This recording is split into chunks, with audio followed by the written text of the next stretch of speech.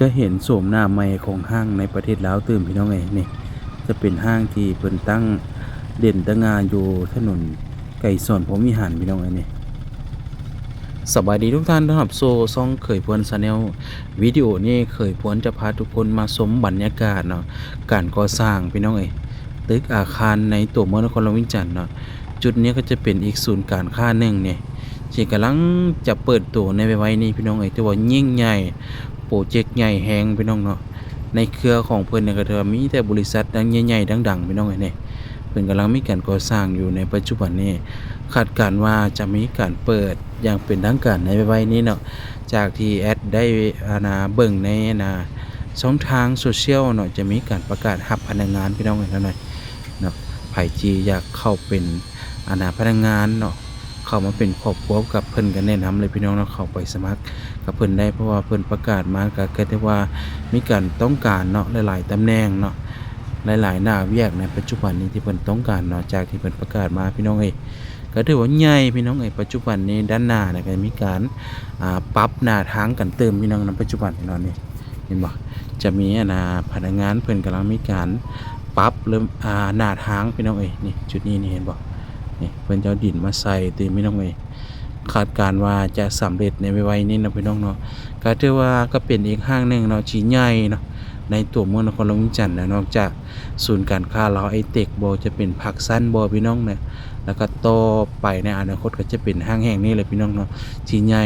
แล้วก็เส้นทางหรือว่าจุดทำเลเพิ่นตั้งที่ตั้งของเพิ่นเนี่ยก็ถือว่าดีเลยแหละเนาะทุกคนเนาะเป็นจุดที่ใกล้กับเส้นทางใหญ่เนาะใกล้กับสถานี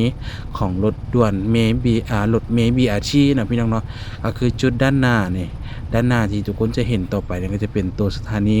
ของรถเมย์ BRT พี่น้องเนาะใครที่จะเดินทางมาแต่ตลาดเช้าบ่เนาะมาแต่ทางงอนเนาะมาแต่ดอนหนูนดงโดกเนาะคันอยากเข้ามาห้างเพิ่นก็ถือว่าสะดวกสบายนะพี่น้องเนาะก็ถือว่าขึ้นรถเมล์ด่วน BRT ก็ถือมาลงอยู่จุดสถานีด้านหน้านี่ก็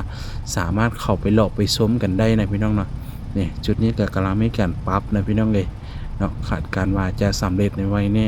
ก็จะเป็นอีกครั้งนึงที่ใหญ่พี่น้องเอ้ยใหญ่อีหลีแหละใหญ่อลังการนั่นแหละเนื้อที่ของการก่อสร้างเพิ่นก็ได้ว่าบ่ธรรมดามหาศาลเนาะพี่น้องไผที่ขี่รถใช้ถนนในจุดนี้ก็น่าจะเห็นนะเพิ่นกำลังมีการก่อสร้างอยู่ในปัจจุบันนี้จากที่แอดขี่รถกายทุกมื้อนะก็ถือว่ามีการก่อสร้างอยู่เกือบว่าทุกมื้อน่ะพนักงานเพิ่นถือว่าเฮ็ดตลอดเลยพี่น้องเกือบว่า24ชั่วโมงที่เพิ่นเฮ็ดเนาะในจุดนี้ก็ได้เนาะนี่จะมีพนักงานเกี่ยวข้องเพิ่นกำลังมีการขุดแล้วก็มีการก่อนะพี่น้องปรับเติมนี่เห็นบ่สำหรับหน้าทางเนาะก็จะเป็นอีกทางนึงที่ค่อนข้างจะใหญ่และก็สิ่งอำนวยความสะดวกนี่ก็ถือว่า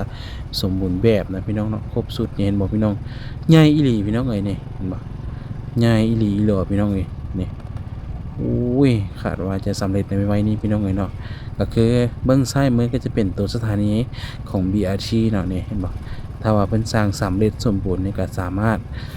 มาใช้บริการเนาะผ่านทางรถเมล์ด่วนพี่น้องเห็นบ่ด้านหน้าด้านข้างที่ว่าป๊าดมีแต่ตึกใหญ่ๆพี่น้องหน่อยแต่ว่าความสูงนี่แอดก็บ่แน่ใจว่าสูงประมาณจักเมตรหรือว่าจักสั้นนะพี่น้องเดี๋ยวเราถามมีการเปิดตัวอย่างเป็นทางการแอดจะถ่ายให้ทุกคนได้เบิ่งได้ชมกันเติมพี่น้องได้เห็นบ่ป๊าดโตเป็นโปรเจกต์ที่ยิ่งใหญ่อลังการอันนี้พี่น้องเอ้ยสำหรับอาคารจุดนี้พี่น้องเนาะเอาพี่น้องวิดีโอนี้ก็จบกันตอนนี้ก่อนพี่น้อง